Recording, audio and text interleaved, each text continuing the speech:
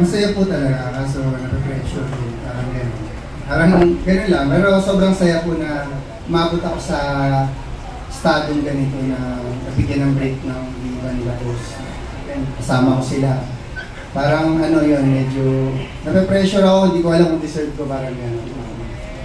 So ito bang boy kalda ka, validation na talagang gold di ba mas? Yun!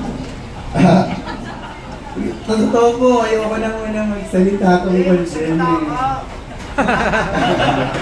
Sila po na lang po tanongin nyo. Parang gano'n, ayoko sa akin manggaling. Parang gano'n. Kasi lahat naman kami, wala naman kami karapatan magsabi niyan kung may-ari lang eh. Yung owner talaga ng dito. Siya na may ano niya. Kaya ayoko na pong magsalita tungkol dyan. Thank you. Para sa girls, kaya na-miss ka namin na talagang nawala. Paano ka na-convince na bumalik? Tsaka bakit ka nawala na makakalayo? I miss you too, Char. Na-convince po ako bumalik kasi syempre kailangan i-support natin, kapatid natin po sa agency niya. So, syempre ako, open naman po ako na bumalik anytime. Kasi parang miss ko din talaga gumawa ng buhay. Nakaka-miss. Nawala din po ako kasi tinuloy ko yung senior high ko. So, yun po yung reason. Pero ngayon nag-stop na ko dito. So, natapos mo rin? Tinapos ko lang po yung senior high. Bali, ilang buwan kang naging active? 1 year? Mga mid po ng 2020. Ang bilis ng panahon mo. Opo. Tuloy-tuloy na ba? Tingnan natin. Hindi ko pa sure, pero namimiss ko din talaga mag-movie. So, baka... Thank you. Hi, Ko. Hi. So, yun din ang reason mo na tinanggap ko itong project bilang suporta. Yes. Support ka guys. Yes. Bali, anong role mo sa movie? Ako po ang nurse na ako yung unang makakasalubong ko din sa paglabas na sa mundo. Yun na. Kay Jessa, anong role mo sa movie? Ako po yung partner or college crush ni Benz dito. So yun, then makikita ulit kami sa present. Yun po yung mangyayari. Then, yun po. Angeli. The reason of me joining this movie was I'm thankful na pinili sa akin sa pinili direct. And while seeing the trailer, ang ganda, nakakatawa, somewhat more on lahat na nagawa ko halos is more drama. Ito naman comedy, which is something new to me and something excitement na another path ng me being an artist. And it's fun, and being with my friends and everything. Parang hindi siya work na hindi work, na masaya. Masaya kasi hindi ko nakikita work siya, kasi masaya. Ikaw yung teacher? Yes! At nakita ko ang pinaka-pahabang boy kaldag. I'm seeing. Direct mo man, pwede natin ipaliwanag kung may ano to sa Totoy Mola, secret na. Hindi po siya secret. Ano siya talaga, parang ano siya hindi rin siya masabing spin-off. Kasi para siyang inassume namin na third generation na siya ni Totoy Mola. Parang gano'n, no? Parang gano'n. Even the story concept nung sinabi pa ni Boss Victor, nakapattern na talaga, no? Sana nga naging si Kuya Jay Manalo, no? Meron sana siyang cameo dito, no? Hindi na nagtagpo talaga ng schedule para homage to sa Totoy Mola film talaga. Pero sabi sa akin ni Boss, wag nating sundan yun. Gumawa tayo ng bago. Hindi nag-come up sa akin yung kaldag sa TikTok. Habang yung mga nanonood nito, kaldag ang tawag nila na kumakaldag sa TikTok. And then, nabuo namin yung boy kaldag. Yeah. Hindi ko ba naisip na parang mas maganda rin na nagkaroon doon ng theatrical release? Dahil ang magandang trailer, nakakatawa.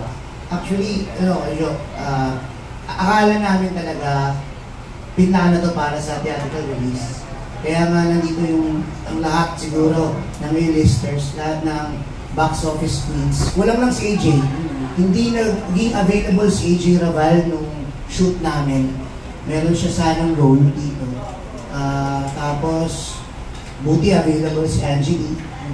At pumayag mag-comeback si Ayana Bisola galing sa pag-aaral. Pumayag si Jessa Garcia. Si Aiko may sinushoot na ibang shoot. Pero isang araw sabi ko, kailangan ko pumunta. Pumunta siya para dito sa project. And then Azzy Acosta din nandito rin. Lahat ng mga A-listers nandito. So kulang na talaga namin si AJ na hindi ko alam kung may schedule na sumapaw. May shoot. Dapat sama-sama yata sila dapat. Parang gano'n. Dapat theatrical po talaga ang name. And then, nung nabuo na namin, sabi, hindi, pamasko. Pamasko ng Viva Max. Kasi 26 to ng madaling araw no, lalabas. So, pamasko siya ng Viva Max para sa viewers. Kaya medyo iba rin yung timpla. No, dark comedy na nabaliw din na pelikula. Ayun. Thank you po. Thank you. Thank you. That was Georgia Gabinete of CAP. And next we have Nurse Anna of GMA Entertainment. Hello, Direct Woman.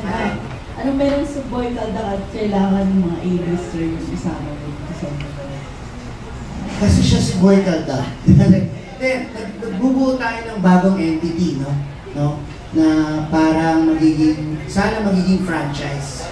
Yun yung feeling ko, yun yung sumbuhin ng Viva para sa isang sexy comedy franchise ay magkaroon ng Gen Z Totoy Mola / Boy Calda. No? Kaya mayroong inspiration din dito ng ang tatay niya ay si Tatay Mola. No? May ganun talaga. May ganun din talagang kwento. And then, syempre very special. No? Very special to dahil pinibigyan tayo ng mga girls nga, sabi ko nga. At bakit? Ang tanong, bakit? Kasi pare-pareha sila ng agency. Isa lang ang nanay nila, si Jojo Veloso. Lahat dapat nandito. No? Pero natin binuo yung pelikula. Ayun. Last question.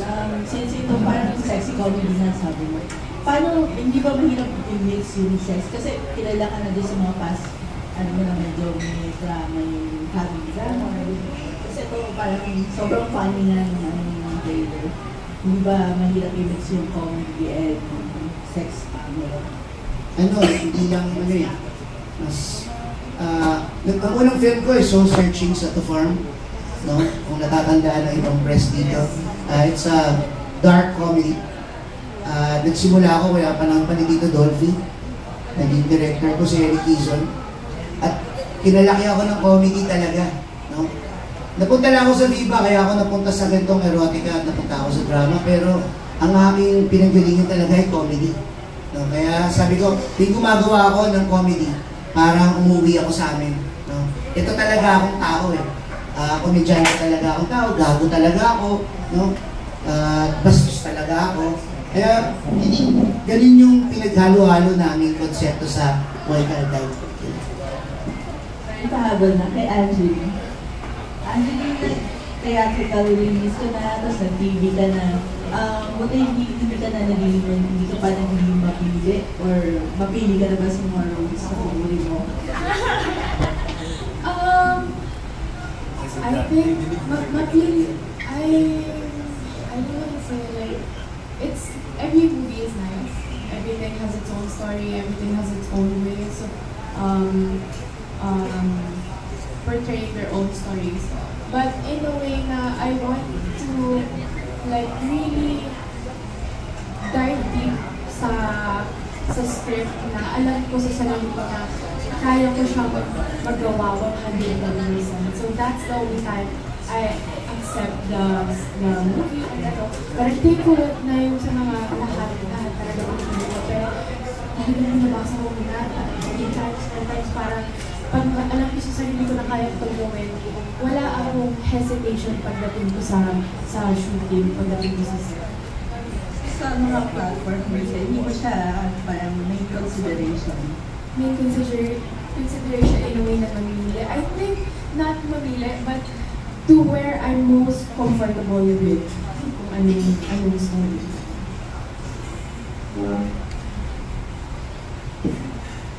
Thank you. That was Nurse Alma of GMA Entertainment. Up next, we have Nikki Wang of Vanilla Standard. Hi, Direk. And of course, entire cast, congratulations. Yeah. Ang galing daw, sabi mo nga na A-listers yung nakuha mo sa pelikula mo. Was it easy? Well, they're from the same ages. So, was it easy to get these people? Hindi talaga? Hindi. Medyo mga suplada na yan. Hindi, joke lang. Siyempre, may mga schedules din talaga sila. No? Ang pinakamabilis, si Angeli, nandiyan agad. Hindi pinag-usapan. Si Ayana, si Aiko, and then, ang nahirapan, ang gusto talaga namin mabuo talaga ay all-star talaga ng Viva Max. So si AJ ang naantay namin, no, na dumating. Yun nga, may sapaw lang na schedule. Pero hindi po easy. Kasi syempre, ang mamahal ng mga yan. Pero schedule talaga yun, di ba? Marami sa Oo, totoo yun. May mga ginagawa silang pelikula din na iba-iba. No? And then, bukod sa schedule, syempre, yung anong role. Syempre, tama si Angelina. Anong role ko? Anong role ni ganito? So, dapat equally divided din yun. Dapat walang sapawan. Oo, wala. Dapat yung part ni Agnes, iba, part ni Aiko, part ni Ayana, part ni Jessa, iba. Magkakaiba talaga dapat. Buti na lang si Boy Caldag, mga 235 ang mga babae sa buhay niya. Kaya okay lang. Oh. Ayun, medyo may kahirapan lang. Hindi sabi ko nga, kung dumating si AJ Raval siguro parang Marvel na ng Viva Max yun. Ewan ko ba sa ating kaibigan bakit hindi dumating? Ay, hindi pala dumating. Hindi na nabigyan ng oras. Yung Boy Caldag. Pero kwento lang, di ba ang original title ng Boy Caldag is Mama's Boy? Tama ba? Ibang project yun. Iba yun. Ibang project Boy Caldag talaga ang title niya. Ibang Viva Max King yun. Okay. Si BR yun. Viva Max King na ngayon dito. Magkaiba eh. Magkaibang universe. Okay, tama. Tumatawa si Medyo. Vince, well, congratulations, leading role. Pero bilang si Boy Caldag, tingin mo ba, as a character, is it a curse or a blessing to be, well endowed as a character?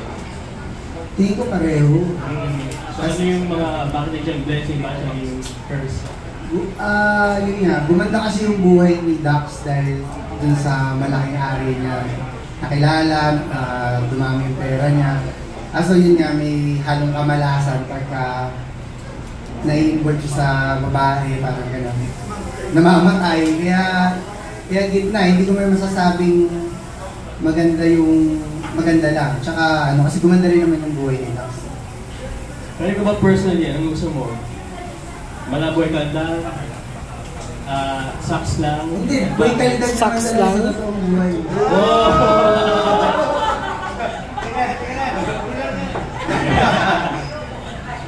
Okay, thank you. Last question na lang kay Angeli. Related lang sa question ni Nurse. Kasi sabi nila kapag VMX daw, parang, parang stepping stone.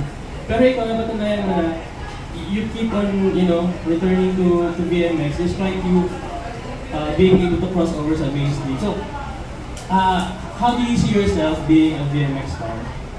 I see VMX might be some stepping stone, but I wanna see it as a POV na I think we also help people. Kasi one time may nakwento sa akin, Angeli, paano yung ka-work ko pa video clip naman kasi mag-asawa sila. May isang anak na. Tapos sabi, nung time daw nawawalan na sila ng spark, pinanood yung movie ko. Ngayon, meron na silang pangalawang anak. pangalan niyo sa akin yun ah. And I'm happy to hear about those things that we're not just being taught, think about na, ay ano lang yun, yung mga nababasa ko sa mga comments na ganito kami, na bond, ganyan, bond star, mga gano'n. I wanna let people see that we're more than that, that we might be some kind of awakening to some couples, and na hindi na kami ganun, na meron nagiging ano na kami, parang nagiging happiness sa mga couples, lalo na sa mga mag-asawa. Yeah, congratulations. Thank you.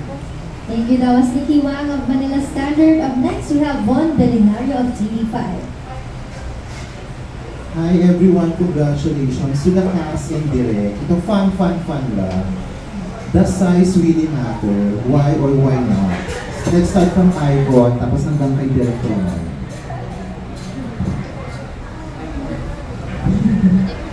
Yes, it matters.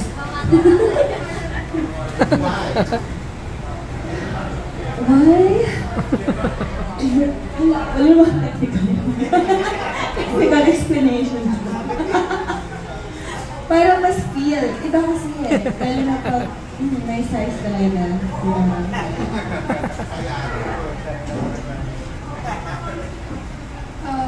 Ako, for me, depende kung ano yung naabutan mo.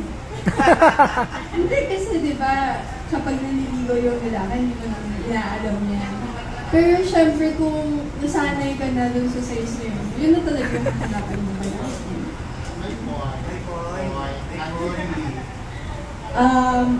Performance matters.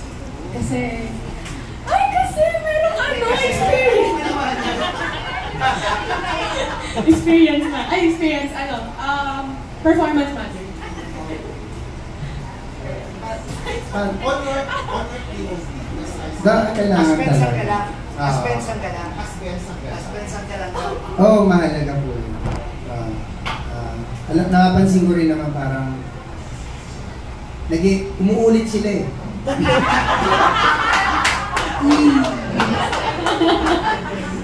Ako sakto lang.